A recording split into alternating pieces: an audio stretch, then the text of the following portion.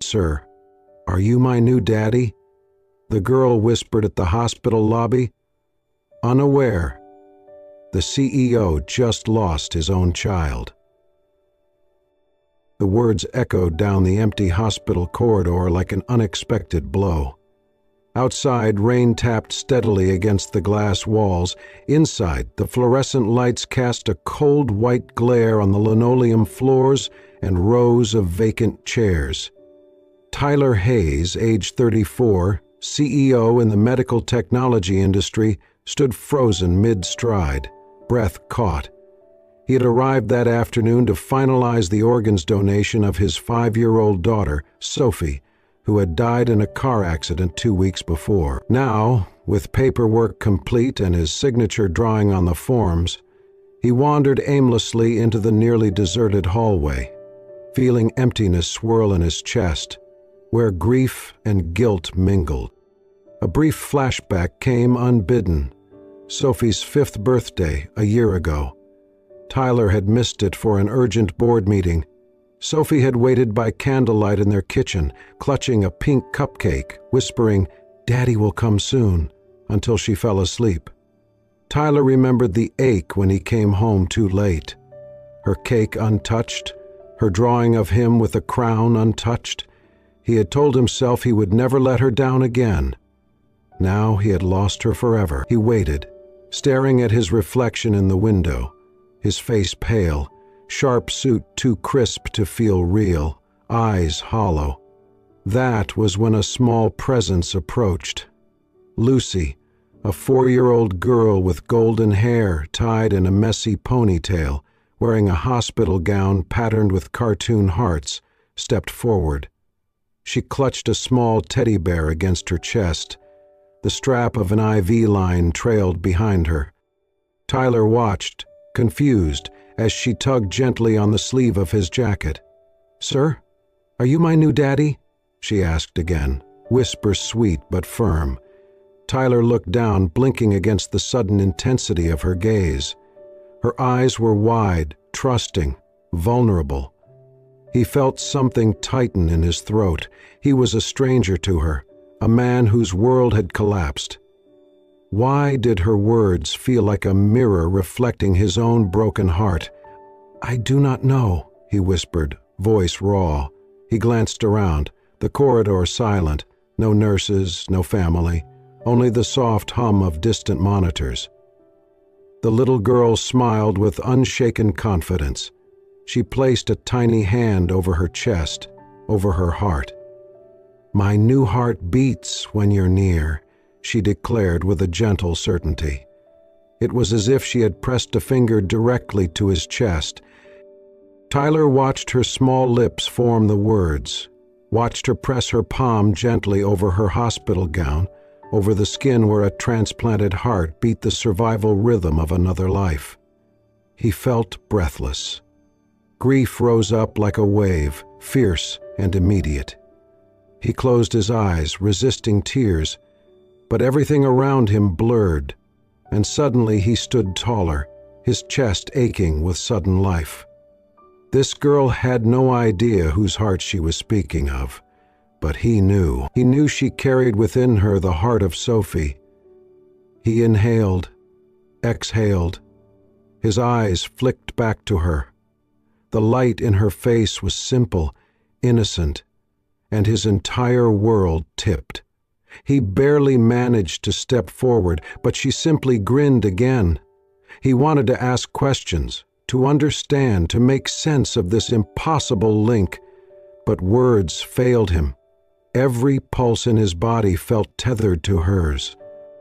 He swallowed hard, hesitated, then reached out.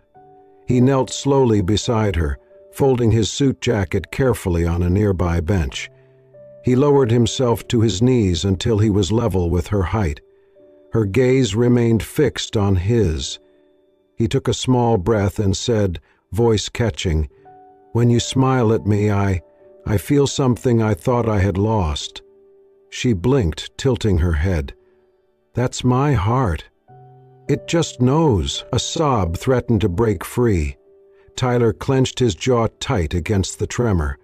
He placed one hand gently over hers. Their eyes met. An adult man broken by loss, and a little girl healed by a heart that once belonged to someone he loved most in the world. He looked past her, down the corridor, then back. He did not rise. He could not. He simply remained kneeling, hand clasped in hers. The rain slowed, the lights continued their steady hum, and an unbearable tenderness filled his chest. For the first time in 2 weeks, grief and grace mingled, and he understood that life had a strange, tender way of connecting what grief had torn apart. He felt tears spill, quiet, steady. He did not wipe them. He leaned forward, voice barely above a whisper, "Thank you for reminding me." She blinked and smiled. Free of confusion or burden, she tilted her head again, pressed her small hand over his palm. Within him, something shifted. This hallway, this rainy afternoon, this question from a 4-year-old he had never met, had opened a door in his heart. He remained kneeling in the pale hospital light, not knowing what would come next, but knowing he could not walk away. Emma's breath caught as she turned the corner, into the quiet corridor of the pediatric wing. Her rubber-soled shoes squeaked slightly on the polished floor, and the cleaning cart she had abandoned minutes ago still sat near the elevator. She had stepped away for only a moment to grab new gloves, and when she returned, her daughter's bed was empty. Panic had seized her chest. Now, as she approached, her eyes fixed on the scene ahead. A man in a tailored shirt, kneeling beside her 4-year-old daughter, their hands joined in quiet stillness. "Lucy," she called, voice sharp, urgent. The little girl turned, unbothered. "Hi, Mommy, this is my new friend. He has kind eyes." Emma's gaze darted to the man.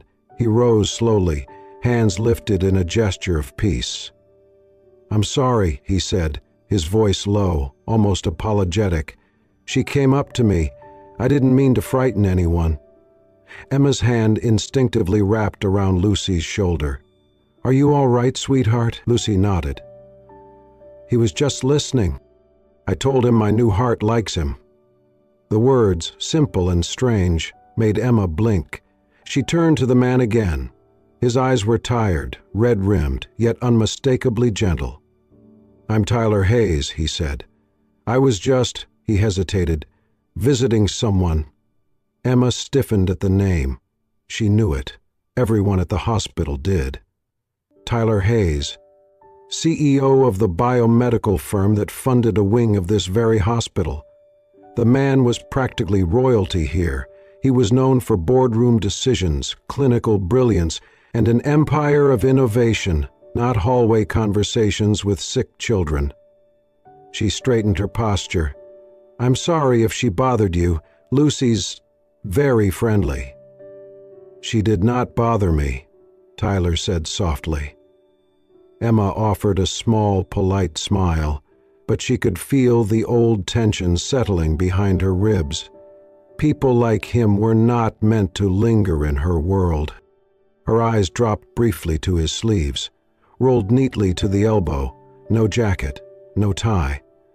He did not look like a CEO. He looked human. But she reminded herself that even kindness from people like him came with limits. Flashback flickered in her mind. 4 years ago, bald from chemotherapy, standing at a hospital window with Lucy in her arms, begging for a medication she could not afford. A well-dressed doctor had barely looked at her. "Charity funds are full," he had said, before turning away without another glance. People like him dropped kindness like coins, she thought, and left before you knew how to spend it. Still, there was something different in the way this man crouched beside Lucy, the way his voice softened like he was trying not to break. "I should get her back to bed," Emma said quickly, brushing a hand over Lucy's hair. But before she could usher her daughter away, Lucy reached up and grabbed Tyler's hand again. "He said he feels something when I smile, like his heart remembers me."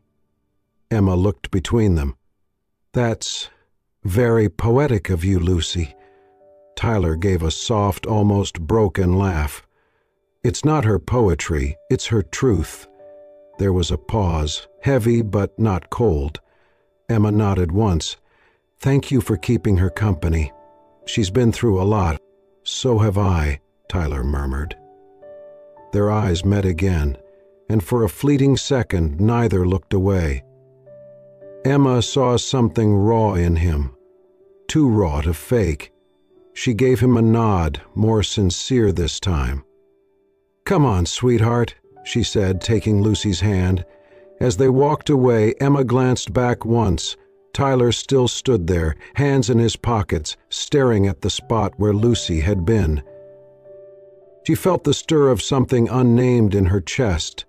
Not attraction, not trust, just the feeling that this man had not come into their lives by accident. The next time Tyler saw them, it was in the small hospital garden behind the pediatric wing. Emma was sitting on a bench, Lucy curled up beside her, drawing something with a stubby crayon on a clipboard. The air smelled of rain and roses, and everything seemed too quiet for the weight inside Tyler's chest. Emma looked up as he approached. This time her smile came quicker, though it still held a hint of caution. "She insisted on sunshine today," Emma said softly, "even if it's filtered through clouds." Tyler crouched down to Lucy's level. "What are you drawing?" She lifted the board. A heart. Bright red, too big for the paper. Inside, 3 stick figures holding hands. "That's me, Mommy, and my heart friend," she said proudly. "The girl who gave me her beat." Tyler froze. He looked up at Emma. "She says that sometimes," Emma explained. "Ever since the transplant, like the heart talks to her." He nodded slowly. "You ever tell her about the donor?" Emma's face darkened just slightly.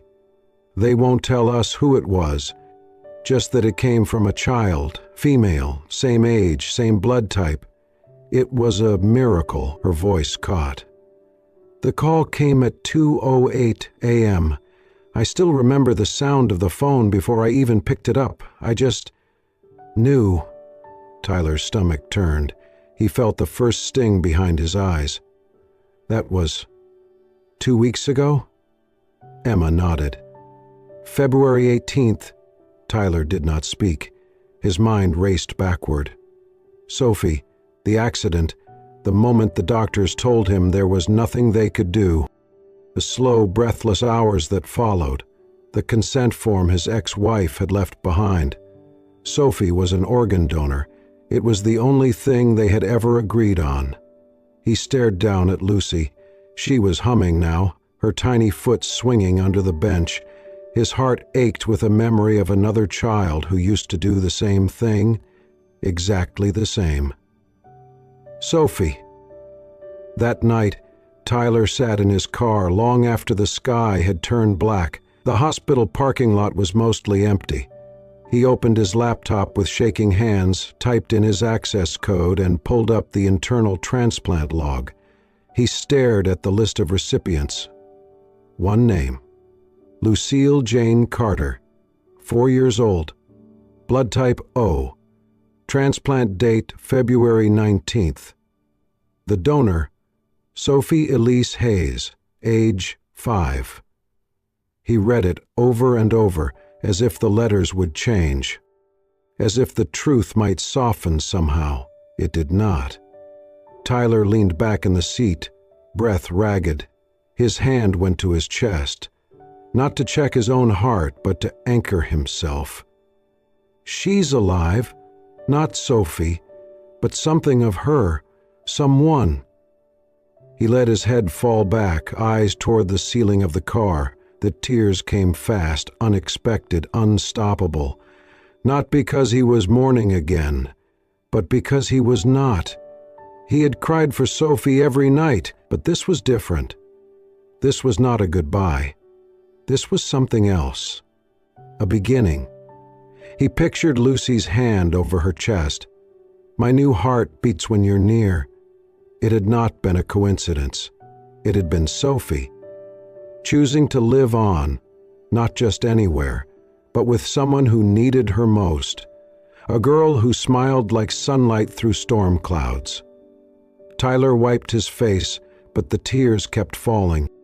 Because for the first time in weeks, he was not just grieving, he was grateful. Tyler returned to the hospital under the guise of reviewing development plans. The truth was simpler and far more complicated. He needed to see Lucy. Every time he walked through the pediatric wing, his steps slowed when he reached room 4C. That was where she stayed. That was where Sophie's heart beat now. The nurses had started greeting him by name. One even asked if he was Emma's brother. He did not correct them. Lucy always lit up when she saw him. "Mr. Nice," she'd squeal, running, waddling, into his arms, her post-op energy still limited but growing every day. He began bringing small things.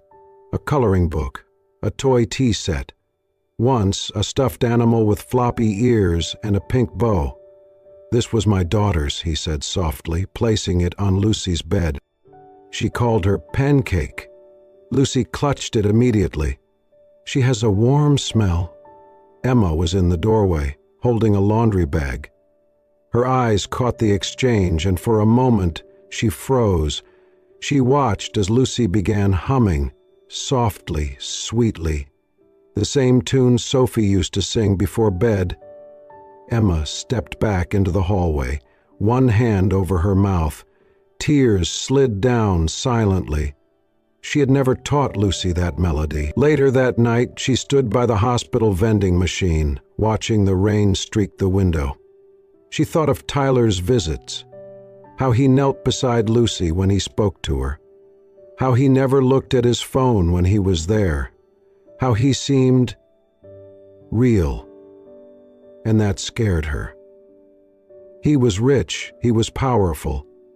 He did not belong to her world, but somehow he belonged in that room. She clutched the collar of her uniform tighter, a memory surfacing, a day years ago when she had come to this hospital seeking help, broke, terrified, with her cancer diagnosis still echoing in her ears. A doctor, clean-shaven, expensive watch, smile too tight, had looked at her chart and said, "We're not a charity." She had never forgotten that. Now she looked at Tyler and thought, men like him don't stay. They drop kindness like coins and leave before we know how to spend it. Inside her chest, something fluttered. Was it fear? Hope? Lucy giggled behind the door, and Emma's grip on her keys loosened. What if he stayed? What if he didn't? That night she watched Tyler through the glass of Lucy's room as he helped her color inside the lines of a princess gown. He was not wearing a suit, just a gray sweater and jeans. At one point he looked up and saw her watching. He smiled. Emma looked away. She returned to find Lucy asleep, Pancake tucked under her chin. Tyler stood. "I should go." Emma nodded, unsure if she wanted him to. At the door he paused, reached into his coat, and handed her a folded sheet of paper. "I found this. Sophie drew it once. I thought maybe Lucy would like it." She took it, 3 stick figures holding hands under a rainbow, one of them with blonde curls and a crown. When he left, Emma sat by Lucy's bed and traced the crayon lines with her finger. She whispered into the silence, "Please don't let him break her heart, or mine." Rain tapped against the hospital windows like a clock counting down a moment Tyler had dreaded and longed for in equal measure. In his room, the sadness and misery from the memory of the fall further impacted any emotion. He had asked Emma to meet him in the corridor on the 5th floor, an older wing where no patients stayed and the lights flickered with age. It was quiet there, too quiet. He stood with his back to the window, hands folded, the weight of what he was about to say pressing against his chest like gravity had doubled. When Emma appeared, her face wore the guarded politeness she always kept around him now, but there was something beneath it, confusion, weariness, a flicker of trust she had not extinguished completely. "Is Lucy okay?" she asked, worry flashing across her features. "She's fine," he said quickly. "It's not that, it's... I need to tell you something." She stopped a few feet away, brows knitting. "What is it?" Tyler placed his hand on his chest, as if steadying the words. "Lucy, she has Sophie's heart." Emma did not move. At first, it was as if the sentence had not landed, but then her eyes widened and she stepped back. She looked like she had just heard the world was ending, not in an explosion, but in a slow, silent unraveling. "No," she whispered. "You mean..." He nodded. The match, the date, the donor. It was Sophie. Emma's hands came up to her mouth. She blinked fast, shaking her head, as if trying to wake from a dream that had gone suddenly, cruelly real. She let out a breath, shaky and quiet. "All this time?" Her voice trailed off. Tyler waited for the gratitude, for the hug, for the tearful thank you. Instead, she stared at him, eyes hardening. "Is that why you're here?" she said. "All this time, was it because you see her in my child?"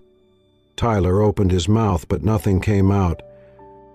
Emma's voice rose, the hurt cracking through. "You're not here for Lucy. You're here for Sophie.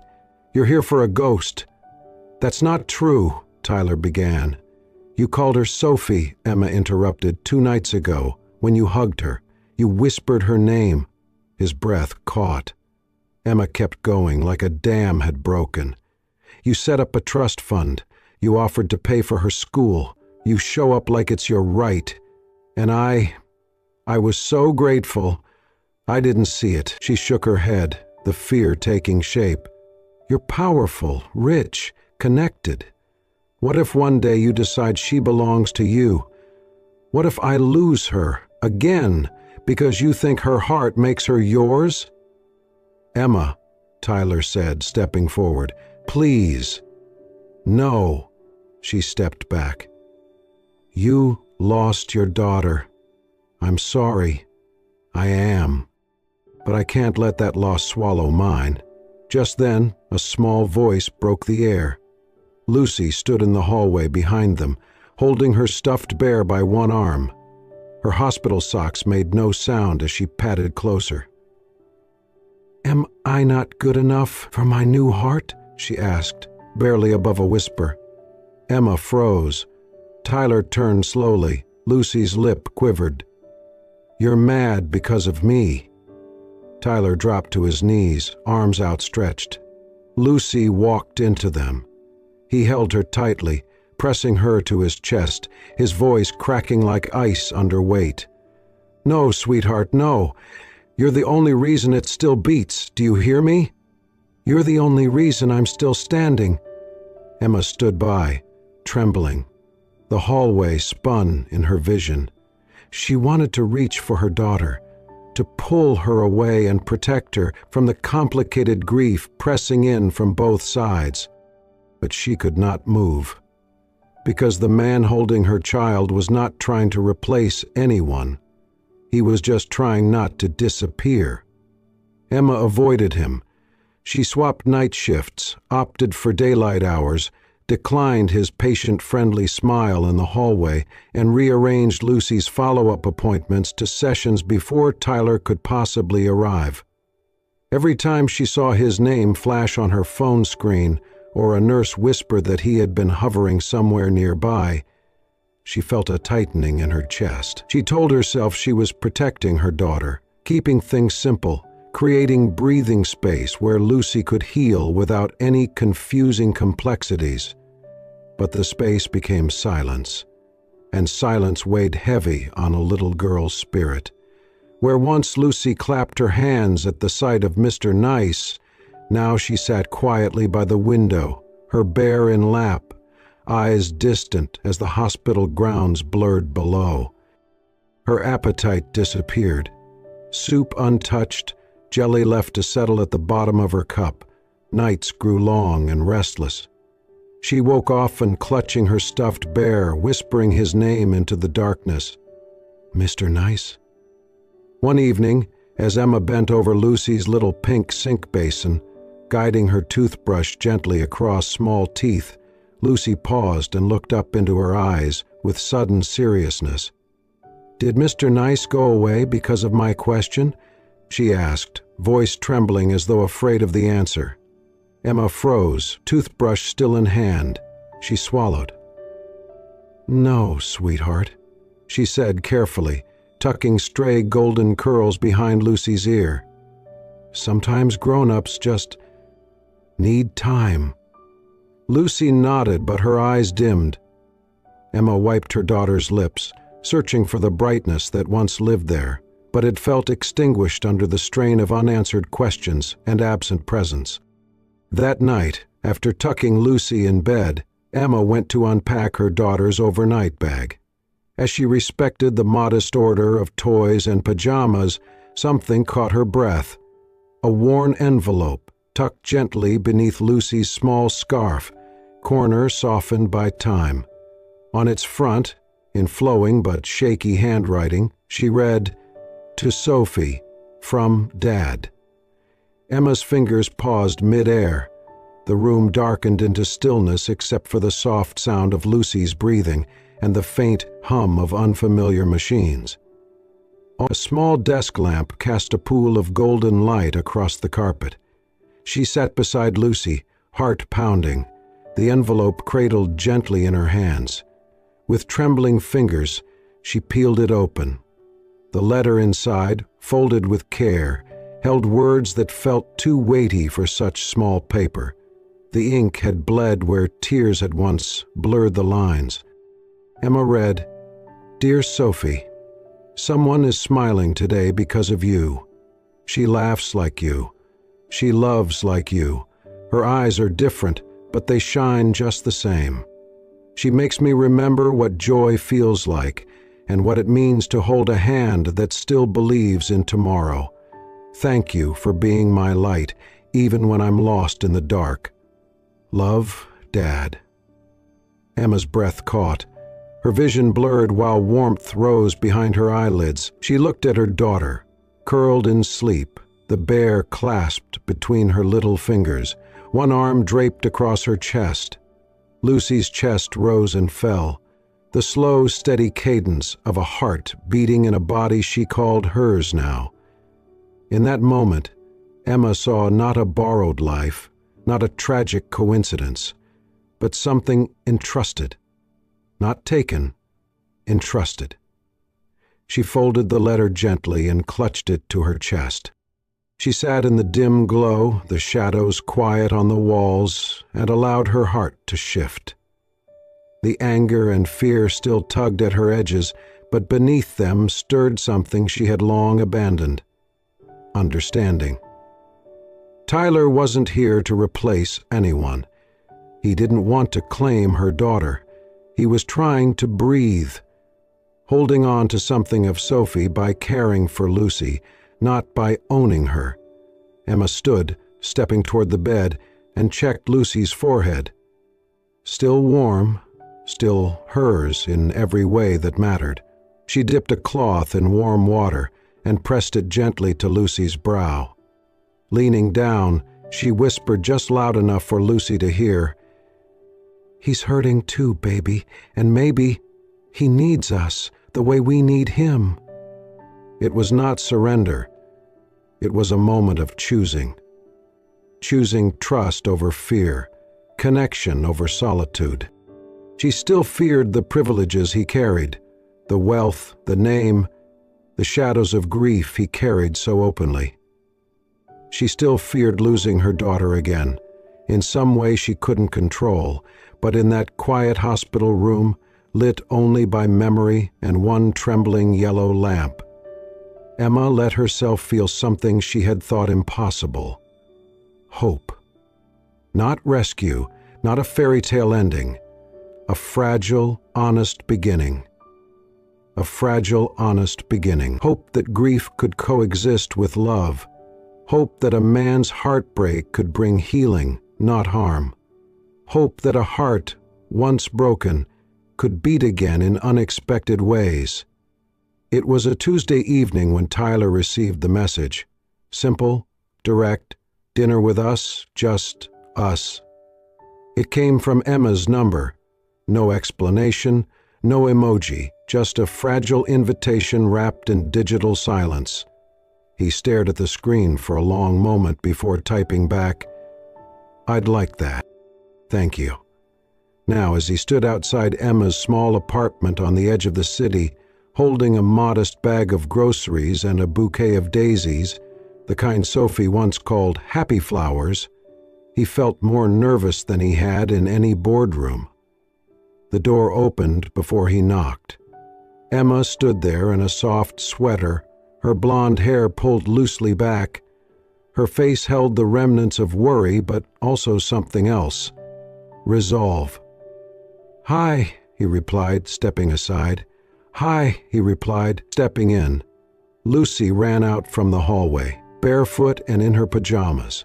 "You came," she shouted, launching herself into his arms. He caught her easily, holding her close as her little arms wrapped around his neck. Her heartbeat fluttered against his chest, small but steady. "I missed you," she whispered. He kissed her forehead. "I missed you too, Princess." Dinner was simple. Chicken soup, bread rolls, and apples sliced thin. But it felt like a feast. Lucy chattered endlessly about a drawing she made, about how the soup was extra soupy, and how the bear now slept on her left because her heart was busy on the right. Emma mostly listened, eyes flickering between the two with a quiet blend of caution and gratitude. After dinner, Lucy disappeared into her room, announcing she had a surprise. Tyler helped clear the table while Emma wiped down the counter. For a few minutes, there was only the sound of dishes and breathing and the occasional creak of the old apartment floorboards. Then Lucy returned, holding a sheet of paper with both hands. She presented it like treasure. "I made this today," she said. "It's us."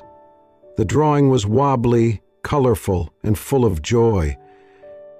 3 stick figures holding hands under a purple sky filled with stars. Above the smallest figure was a heart. Above them all were 2 stars, one labeled Sophie, the other us. Tyler's hands shook as he took it. Emma glanced sideways, watching his face. His eyes were glassy. His jaw clenched slightly. He knelt, meeting Lucy at eye level. "This is beautiful," he whispered.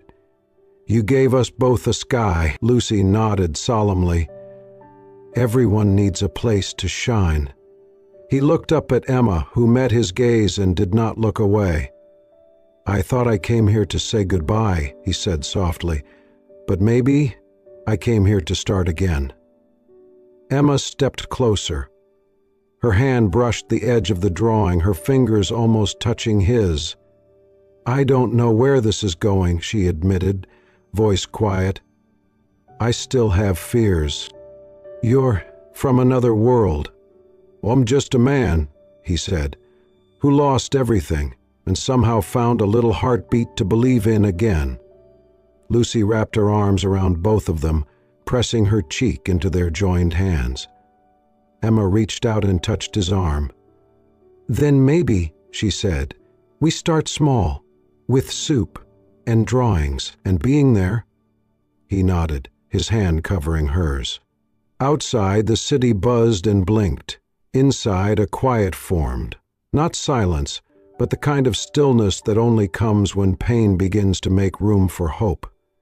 And 3 people stood beneath 2 drawn stars. One lost, and one found. The apartment buzzed with quiet excitement.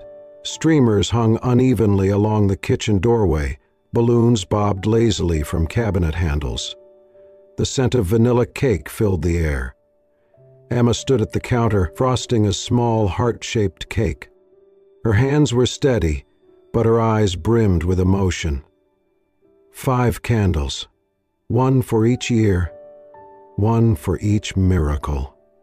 Lucy burst from her room in a pink dress too big for her frame, a cardboard crown sliding over her blonde curls.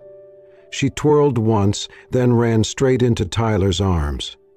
"Am I princess enough?" she asked. He lifted her easily, spinning her in a circle. "You're the queen of all hearts, even broken ones," she asked. He smiled. "Especially those." Emma watched from the side, wiping her hands on a towel, her gaze soft and full. Tyler set Lucy down and nodded toward the cake. "Ready to make a wish?" Lucy climbed onto the chair, her tiny hands gripping the edge of the table. The cake sat waiting, 5 candles flickering gently. Across the top, in careful icing script, it read, "To the girl with the heart of gold." Tyler crouched beside her, arm around her waist. Emma stood behind, resting her hands on her daughter's shoulders. Lucy leaned close to Tyler's ear and whispered something only he could hear. "You're not my new daddy," she said. "You're my forever one." His breath caught. He turned to her, eyes wide. "Forever?" She nodded seriously. "Forever's longer than always, right?" He kissed the top of her head. "Yes, much longer." Emma stepped forward, her arms encircling both of them. Her head rested against Tyler's shoulder, and there, in a simple apartment with mismatched balloons and crooked decorations, she felt her world align. Tyler looked at Emma. "Thank you," he whispered. She shook her head. "No, thank you. For showing up, for staying," Lucy giggled, breaking the moment. "I need to blow candles now." "Wait," she said suddenly. "I want to light them." She took the lighter from the counter and carefully, with hands steadied by purpose, lit each candle one by one. Then she closed her eyes, breathed deep and whispered, "This time, I light it for you, Sophie." She blew out the candles in one soft gust. The smoke curled gently into the air like a prayer carried upward. Tyler reached into his pocket and pulled out a locket. Inside was a picture of Sophie smiling beneath a tree in full bloom. He opened the locket and placed it gently next to the cake. "Happy birthday, Lucy," he said, "and thank you, Sophie." The night ended in warmth, in laughter, in something deeper than joy, something like peace.